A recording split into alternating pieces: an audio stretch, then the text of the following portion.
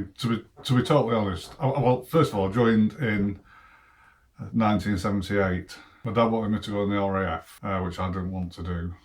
And to be totally honest, the reason I joined was I'd left school about a year and a half before, and I couldn't find a job. There was no work around. I'd been on the dole, and I was bored. So I thought, right, I'll join the army. I didn't really have any real ambitions to do it before, but it just sort of happened that way.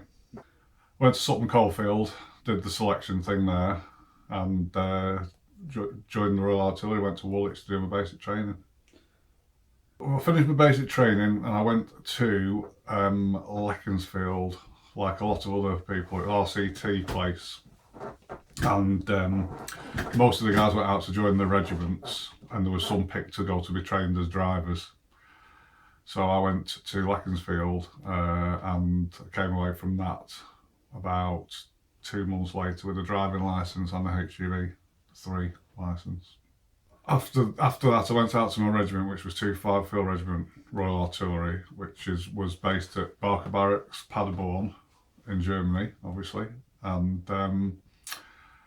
because I had my driving HGV, the first job that I had for a very short while was on the MT, and I was a driver for a very short while. It was only about a month or so, and then we had the first sort of big exercise. And when we went on exercise, I went on my first exercise as a member of a gun crew. That built self-propelled guns, yeah. I was there for good, apart from a tour of Belfast in 1979. I joined in 78, finished my basic training later on in the year, went to Leckensfield, went to join my regiment, I think it was February 79. And I think we went to Belfast then, I think it was about August, September 1979. It was, you went to, I think, if I remember rightly, a long time ago, I think the day started from 6. The day went from 6 in the morning until 6 the next morning. And so obviously the day was broken up, that 24 hours were broken up into time that you were on duty and time you were off. So for instance, you might have, say, the day that you were doing foot patrol, you might be on foot patrol from 6 till 9, then have 2 hours off, and then go out again for another, say, 2 hours, and then come back, have 3 hours off. So your day was broken up in sections like that. So you never got a proper sleep. It was always, you know, a couple of hours here and then a couple of hours there. And my main recollection of it was being tired most of the time and being cold. We were there from September to January, and it was absolutely freezing, especially when you stood around maybe you know, for hours on end. If there was a bomb scare and you had to put a cordon up or something, and you could be stood on the end of a road for 4 or 5 hours. It was yeah, cold, tiring, and to be honest, quite boring really. Yeah, well, 1 or 2. You know, getting bricked by kids and unpleasant experiences, you know, being spat on and having things thrown at you.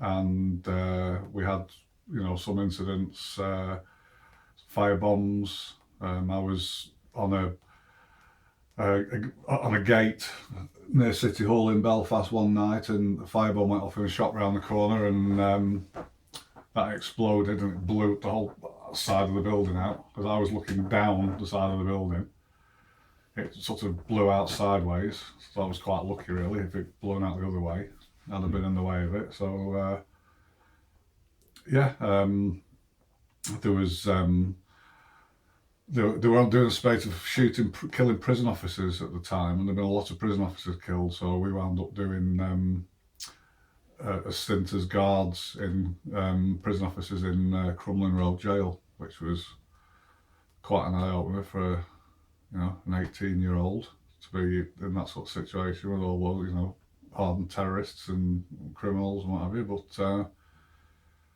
yeah, it was